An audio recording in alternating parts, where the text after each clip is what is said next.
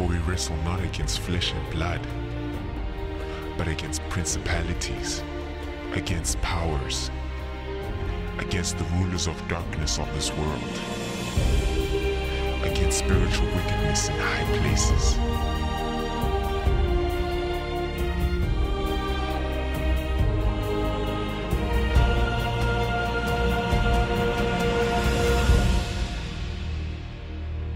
Hello and welcome to a presentation on the Great Controversy, the battle for your choice.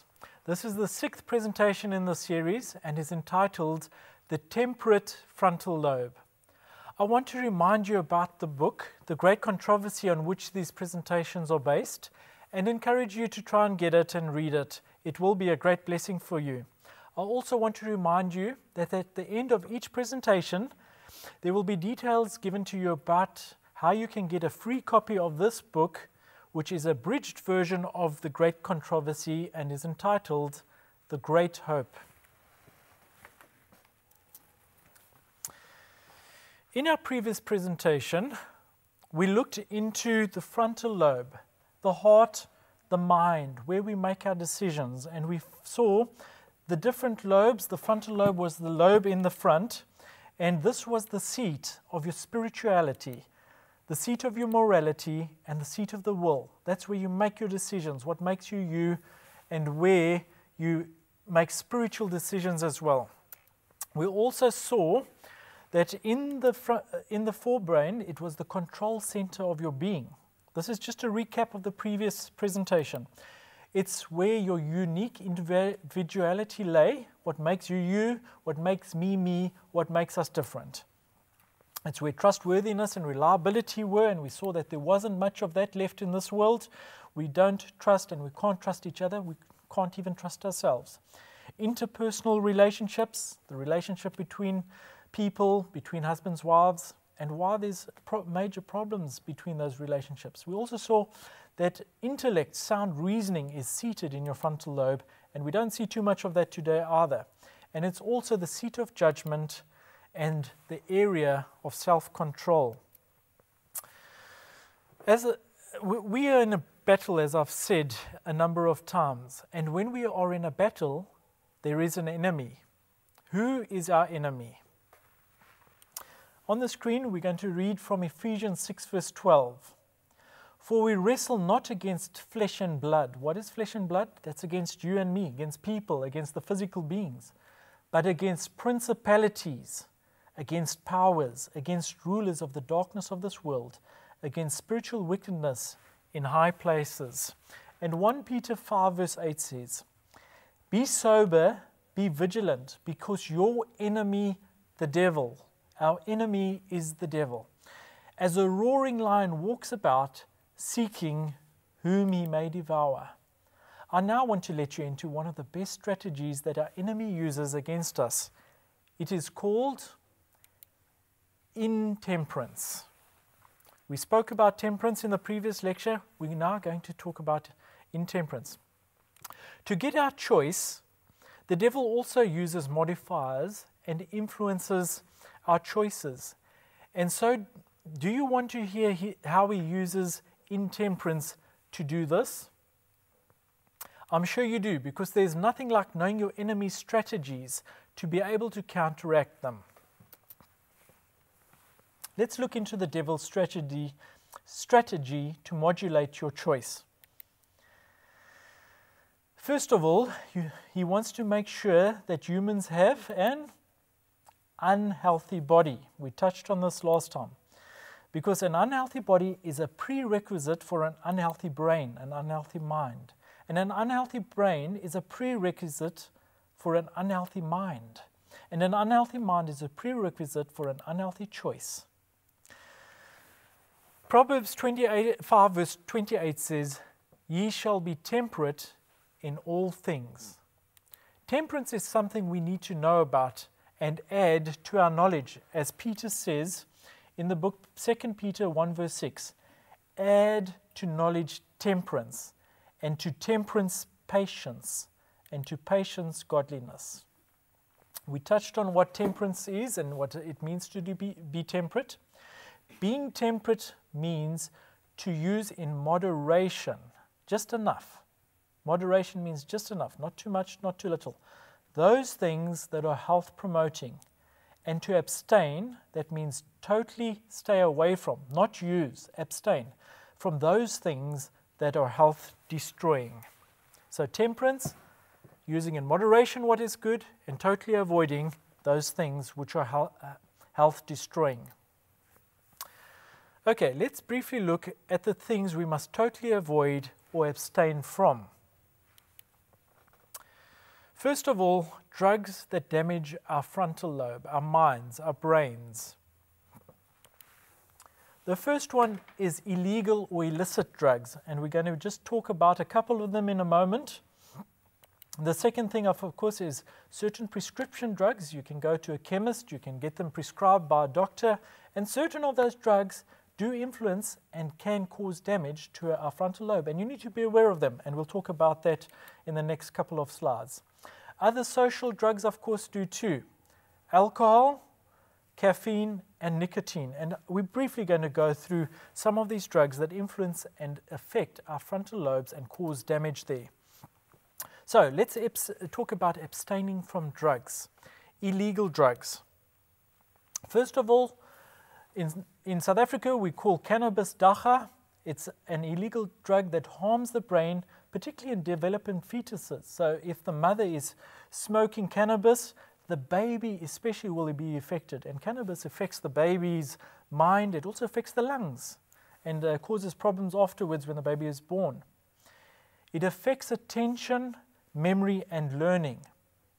And 24 hours after the last use of cannabis, you can, up to 24 hours, you can get what they call psychosis. A psychosis meaning that you are out of touch of reality. You are out of control. Your frontal lobe is not functioning, and you're actually seeing things that possibly are not there. And to be in that state is a very dangerous state for you and those around you. I've seen a psychosis personally before, where somebody just went into a house and ripped that whole house apart. They were out of touch of reality. They saw things and were scared and had to protect themselves from these things. And then there's other things like crack, cocaine, heroin, ecstasy, tick. Tick is a big problem. Internationally, you might not know about tick, but it's a big problem in this country. It's one of the psychotic drugs that is cheap and dirty, and it literally destroys the brain. Okay, what's the anatomy of an addiction? We touched on this in our presentation number 3. And anatomy of addiction is a negative habit. At least any 3 OKs were negative. Remember, we looked at choices. All the choices had to be okay for them to be positive. And so one of those are negative. The choice is exercised many times, at least 23 times, forming a negative habit with so many negative influences or modulators, those external influences, usually with non-positive influences at so many levels, at the mental level, at the physical level, at the social level, that a person is grounded in that habit and totally unable of himself to stop or break that habit, and needs external help to be able to break free from those habits. This sounds just like our addiction to sin, the addiction every human being has. Without help, we are totally addicted to it, mentally, physically, socially, and spiritually. Can an addiction be overcome? The answer is yes and no. It is exactly the same as the battle that Jesus has for that initial choice that we needed to make. An addict, yes, a sinner, must realize that he is powerless to make the right choice, and thus he must choose Jesus. Non-addicted humans can assist the addicted person with modulators and help this initial choice. All humans are addicts, as defined above. We all have or have been addicted to sin. So can sin be overcome? We will be looking quite deeply into this addiction in presentations to follow and in later sessions of these presentations.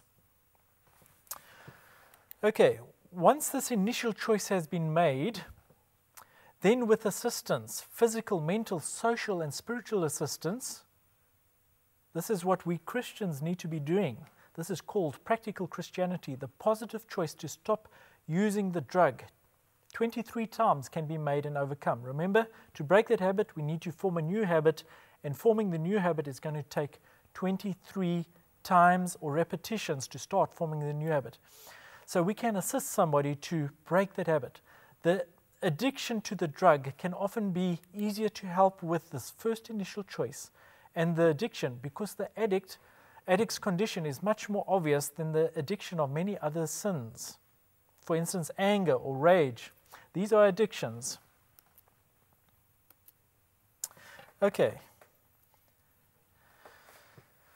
Drugs that commonly affect the mind. We've looked at the hard drugs, the illegal or illicit drugs. Now we're going to look at some drugs that can affect your frontal lobe and mind. Blood pressure drugs like beta blockers, calcium channel blockers. Most drugs work on a receptor base, just like illegal drugs or illicit drugs. And they do have an effect on the body and the mind as well. Tranquilizers, sleeping tablets, benzodiazepines, antidepressants, all these drugs have a depressive, and alcohol falls into this category, depressive effect on these drugs. Pain relievers, even pain relievers, drugs like codeine-containing drugs, miprodol, etc., they contain codeine that can affect the frontal lobe. And then cold and allergy medications, they can make a person drowsy, depress the frontal lobe, and many of them contain alcohol as well. They can be much more difficult to manage than hard drugs because they're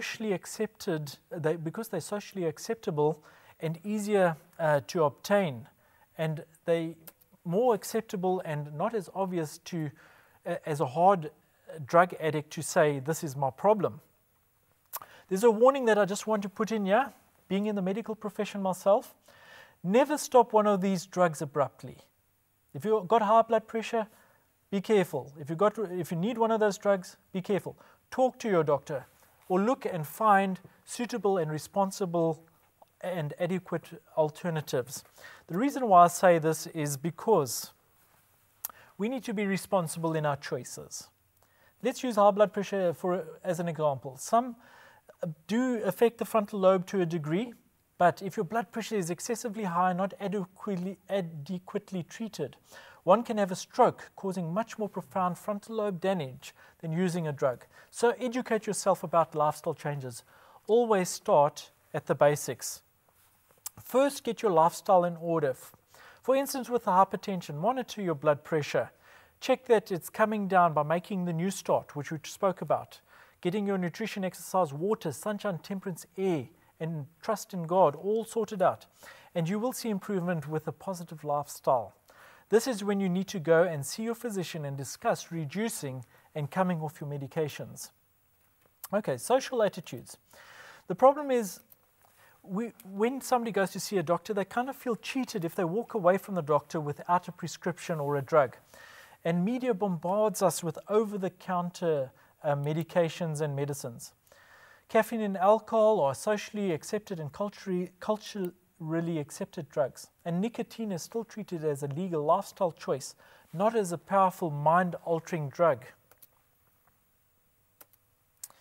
Okay, we're just going to touch on alcohol and some of the aspects there. It's not about, when we start talking about alcohol, I'm just going to literally spend a short period. It's not about whether you get drunk or not. In the first place, it does affect and depress the frontal lobe. But you'll find that problems with sex are almost always associated with alcohol. And teenagers getting pregnant, HIV positive, etc., associated with alcohol. On average, one drink affects a woman. Just one drink, and your frontal lobe is depressed. You can no longer make those positive decisions. But one drink affects a woman's ability to drive, and maybe 2 drinks affects a man's ability to drive properly. So the socially accepted drugs, we're just continuing with them. Nicotine. Nicotine shuts down about 25% of the oxygen, the blood supply to your frontal lobe. And the brain is the most sensitive organ. It needs a constant supply of oxygen. within 4 minutes, if your brain doesn't get oxygen, it dies and you are dead. So you're losing 25% of that oxygen to your brain with one cigarette. It reduces neurotransmitters by up to 50%. Those little chemicals that are going across those synapses. In the previous lecture, we looked at a neuron and the little synapse. It reduces this and suppresses them. And the uptake is reduced, leading to all kinds of problems. And it's been shown that you have double the chance of dementia. That's loss of intelligence if you smoke. There's a relationship there. Okay. I work a lot with dentists, etc., and it's also been shown that when you smoke, the healing process takes a lot longer. For instance, if your teeth are extracted, the chance of an infection, etc., are double. The complication rate's more than double if you're a smoker. Okay. What is the drug of choice? This is the third socially accepted drug. What is the drug of choice for your early morning lift? Coffee. We're going to talk a little bit about coffee and abstaining from coffee. How does caffeine affect the brain? Let's look into this. First of all, it is probably the greatest dependent-forming drug out there. Millions and millions of people are dependent on it. It causes physical withdrawal symptoms. And being in the medical profession, how many registrars and interns have just kept going by using coffee? And we'll see why that keeps them going. But it causes withdrawal when you stop. It impairs physical and mental performance. And your sleep quality is disturbed. Caffeine affects your sleep quality, and it has a major impact on your spiritual and social dimensions of your character. Remember, your character, your lifestyle forms your character. It will affect your character. Okay, let's look into a little bit more detail about caffeine. It profoundly affects your neurotransmitters. There's two neurotransmitters that are generally used in the use of caffeine, and it first of all causes too much acetylcholine and dopamine, okay, and too little of a drug called adenosine. Adenosine is one of those drugs that puts on the brakes. It stops the thought processes, the neurotransmitters going across. It also stops the heart. When somebody has a very fast heartbeat, we give some adenosine, and it literally stops that person's heart for 3 seconds, and then it hopefully gets it in the new rhythm. This is what caffeine does. It reduces the adrenaline. Adrenaline puts on the brakes of an overstimulated or overworked cells. The analogy that we use using adenosine is it's important, the importance of good brakes in a car. We don't get into a car to stop. We get into a car to go. But which one of you viewers out there would get into a car without brakes? It's one of the most dangerous things to do. Nobody would do that. Okay, a little bit more on adenosine. Adenosine puts the brakes on in order to balance the brain. Okay, and when the brakes are not on, caffeine is associated, which caffeine does, it just takes those brakes away and you just want to go, go, go, work, work, work. You're a workaholic. But eventually everything needs to come to a standstill. And this is, when everything comes to a standstill, it's associated with anxiety, neurosis, anxiety, neurosis. And people have even lost touch with reality. It has even been associated with psychosis. Okay, a little bit of caffeine physiology. It does help perform some tasks faster, but it affects negatively complex motor tasks. So if I had to ask you to do some mathematical calculations or something a little bit more complex, if you've been using caffeine, it will negatively affect your ability to do those tasks. The reaction time is actually slower. It slows down your ability to react.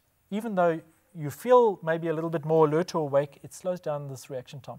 And your fine motor coordination is also affected. You start having the shakes and the shivers. There's no evidence to date that it improves intellectual ability. Okay, there's a second caffeine physiology. It decreases your restorative sleep phases, phase 3 and 4, which are so important. There's 4 phases of sleep with REM phase, and we're not going to go into that. But the fact is, if you use caffeine and coffee on a regular basis or at all, you will go through life half-baked. Okay, enough said about caffeine. What about our children and about the adult kids too? Sugar in the frontal lobe. Let's talk a little bit about that. Large amounts of sugar in our diets have been demonstrated to impair frontal lobe functioning in children that go to school, in that age group. So let's talk a little bit about sugar. Sugar makes red blood cells stick together. When the bloods are a little bit more sticky and they don't want to go through, they slow down going through the tiniest blood vessels, the capillaries, that's what they're called, and they need to go through in single file. And when they are sticky, they struggle to go through the vessels, and so the whole blood circulation is slowed down. The brain also is affected, becomes a little bit short on oxygen and the nutrients that are needed to the brain. We don't have time to talk about sugar, but sugar gives you highs and lows, and your insulin is released, and if you're using too much, it throws the whole homeostasis balance out of place. Let's talk about how to lose your mind. If you want to lose your mind, there's a term that we use, brain power, use it or lose it. There's some activities that strengthen your mind. Reading is one of them. Maths.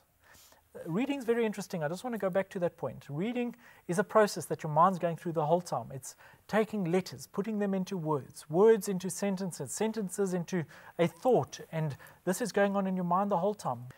There's some activities that destroy the mind. TV. It's one of the worst things you could do is sit in front and watch the TV.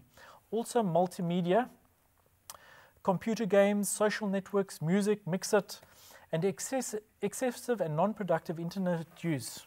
Let's look at hypnotism and how this affects your frontal lobe. It's even used for good reasons, for instance, to stop smoking, but its success rate is quite low, only about 16%. Hypnotism completely shuts down your frontal lobe. You're handing over control to somebody else. You are no longer free to make that choice. Somebody else is making that choice for you. Hypnotism by design causes frontal lobe to virtually shut down. Okay, the after effects is that it records information and duties without interpretation and without frontal lobe activity. So you're just doing what comes in without filtering. Remember those modulators, pain, pleasure, and the limbic and the principal cortex? Going through those modulators, it doesn't happen. You're not being modulated anymore. Okay, let's talk about television. Television can produce a semi-hypnotic episode that flickering every 3 seconds, it's changing, the fast car chase. It's a technique that is used, and by focusing on the flicker, you can become hypnotized. The average scene of reference on television lasts only for about 3 seconds, and then it changes. Information reaches memory and the emotions. I remember some adverts going through on TV where the kids saw somebody put Marmite or a substance onto something that we could eat onto a brick and taking a bite out of this brick because it was so good. Kids were actually trying this. There was one with a saw and another one where somebody jumped out of a building because he had this power now that had been given. And kids saw this and they were doing the same. It had this hypnotic effect and they were doing it. It hadn't been filtered. So the frontal lobe does not sort out the facts. It goes straight to the subconscious and is stored as facts. It can have a profound effect on behavior and society. Let's look at music and the mind and how it affects your frontal lobe. Habitual MTV inmates at a inmate center who demonstrated aggressive behavior, this decreased after music TV was taken away. You know, music TV is where guys would take guitars on screen and they do crazy things and they smash the guitar and they carry on. This decreased after 5 months. Verbal aggression decreased by 32% in this mental institution. Somebody would walk past and they start swearing and talking at them. This decreased by 32%. Aggression against objects decreased by 52%, and aggression against other people by 46%. Let's quickly go through 17 harmful effects of watching TV.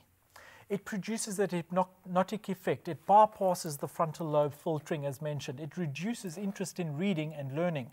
It weakens your brain power. It encourages a poor lifestyle habit, sitting on the couch, not getting exercise. And as a result, it encourages obesity. It increases daydreaming, it puts you in a fantasy world, and it weakens creativity. Point 8, it may reduce our powers of discrimination. What we're seeing on TV becomes a reality. We don't know how to discriminate anymore. It trains in non-reaction. We are passively reacting, and it comes through, and we are making the choice as if we were the actors in what we are seeing. It influences viewers to regard violence lightly. That filtering that comes through, it makes us not passive participants. And it makes our children more irritable. I've seen this in my own life, and we're trying to cut back on the amount of TV that we expose our children to. It increases aggressiveness, that aggressive behavior. It accelerates sexual activity. It's really dangerous after 8 o'clock or 10 o'clock at night to allow children to be exposed. What is on TV, particularly the sexual activity, it's horrendous. And we just have to look around us and see why there is so much promiscuity happening. It's addictive. It reduces time for productivity and achievement, and it steals time from family interaction, and it adversely affects spiritual pursuits. Okay, how to keep the brain healthy? Whole foods, use whole foods, unrefined, processed with complex carbohydrates, cooked simply. Get colors, those dark greens of the lettuce, the red of the beetroot, the strong smelling garlics, all good to keep your body and your frontal lobe healthy. And then have 5 to 9 servings of fruit or vegetables a day. Okay, a healthy mind, every choice that you make, every choice of your body has an effect on tomorrow and your destiny. You can choose characteristics that are respected when you have a healthy frontal lobe. What choices are you going to make? In our next presentation, we will be looking into freedom and if you are really free. Some say you are, some say you are not. What do you say? Friends, I now, however, need to remind you that we are in a cosmic battle called the Great Controversy. And this battle is the battle for your choice. Right now, I want to invite you to make some choices with me, which are based on this presentation. The first choice. Choose to learn and know your enemy's strategies, how to destroy your frontal lobe. And this, your positive choice. Know these strategies and counteract them. The second thing is, the second choice is, choose actively to exercise temperance. Not intemperance, temperance. Avoiding the harmful things and using in moderation those things which are good. And the last choice, choose to protect your senses from TV, music, and any other negative modulators that influence our choice. Thank you for listening, and until next time, God bless and goodbye.